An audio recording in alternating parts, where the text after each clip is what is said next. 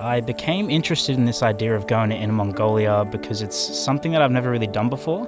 I've never been to that part of the world. I've never really been able to be so isolated and encompassed in a culture that's so different to my own. So I was just really interested in seeing a new place, exploring a new culture and people, and yeah, just seeing how a different part of the world lives, I guess.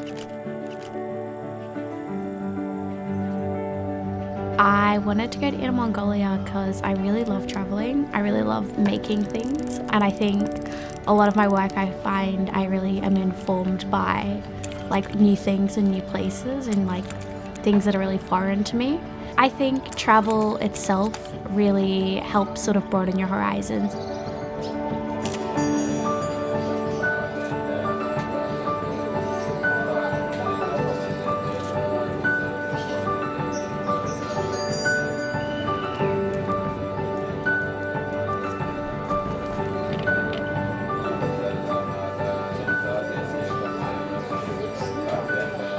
Definitely different going on a study tour to do with education rather than just going on a holiday, because you're kind of forced to be out of your comfort zone.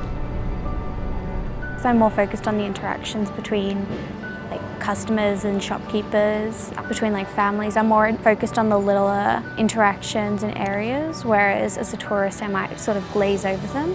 Every day, whenever we went to a new location, a new spot, different times, things like that, my opportunities opened up. I was able to experiment, try out new styles and new ways of taking photos. I observed in terms of the family relationships that they were very close. It made me really nostalgic of how when I grew up overseas and my culture. I think some of the values of Inner Mongolian people are sort of pride in themselves and their country. I think it's a value of each other. They want to take care of each other and they want to give the best thing to one another. We were driving from Yellow River Canyon and Dave, our guide, spotted an abandoned village, and we went exploring, thinking that we were just going to get pictures of abandoned buildings.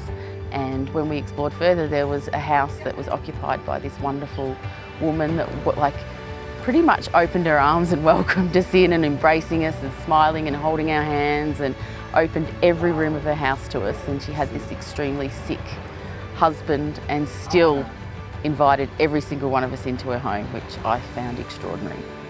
It was very confronting. I actually wasn't initially even going to go in to see the man in there. I felt like I was intruding into their space, but this woman was opening us in, and the man's smile, there was a real happiness in his eyes. I think that might have helped me get probably my favourite photo of the whole shoot.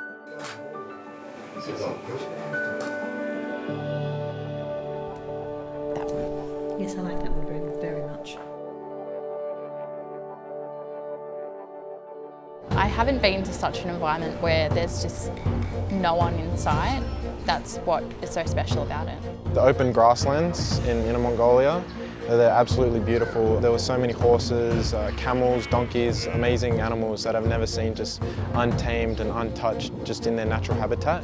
And I really enjoyed watching the sunrise as all the really nice colours came through, and looking back at the photos I have some really nice memories. When we arrived at the sort of city that we were living in for a night, we were greeted by a couple of women and a man in lovely traditional costumes who presented us with a liquid to drink. It was a spirit and a little stronger than some of us had expected. It was probably the strongest alcoholic drink I've ever had in my entire life, which was a surprise, but I don't think I've ever been welcomed like that in my entire life. It was beautiful. They just make you feel special wherever you go, everywhere you go. People are so kind. One event that stands out was when we were on a bus ride and we'd been driving in the middle of nowhere for a few hours, and then we saw a group of horses. So as we pulled over to take some photos of them, we met their owners, who were extremely kind and generous, and then invited us back to their home. I don't think that kind of thing would really happen back at home too much. People wouldn't just be like, yeah, come along and have dinner, you random strangers kind of thing. Yeah, just quite eye-opening to see how nice and welcoming they were to us. We said hello to little doggos that were really cute. We were welcomed with milk tea, and then they just whipped up meals out of nowhere, which is pretty spectacular to see. The fact that we were in a group, helping each other every single day, every moment we were together, I think as a group we were stronger, and that helped me so much. I've always been actually scared to hold the camera in a sense, that I was going to break it or I was going to do something with it. And now I can pick it up and look at the light and know roughly what the setting needs to be on and change quickly and accordingly to the surroundings. So now I have an understanding of angle, lighting, you know, when to take a shot, planning and all that. So yeah, I definitely think I've improved in that aspect of photography. It was very interesting seeing how the mentors captured their images and looked at the environment. They were very open-minded about how they took their images, and it was very interesting seeing their perspective. So I really wanted to take that in and keep an open mind when taking images. We were in Ordos. It was beautiful. It was kind of like Vivid back home, but on steroids. Every building was practically lit up, you know, in different colours and would play different things. They have a bridge similar to the Anzac Bridge that had like a scene of horses riding along it. It was just great to capture that. We went desert surfing on a little truck, which was really cool. So we just saw amazing landscapes and we thought, oh yeah, this is cool. But the further you went, it just got better and better. And you know, the sun was setting as well, which was amazing. I'd never been to a desert before, so I'd never really seen the way the wind makes the sand wavy and stuff like that. It's things you see in pictures and in movies and stuff, but to see it in person was awesome. We were all given blue silk as an offering to keep at the temple, which was quite amazing because it's something that will kind of always be there. Yeah, I think the group now is somewhat of a family. Through these 2 weeks we've been literally everything together. We've experienced the same things up and down, seen the same things, been able to grow and bond together. It's been really good and they're going to be friends for a very, very long time.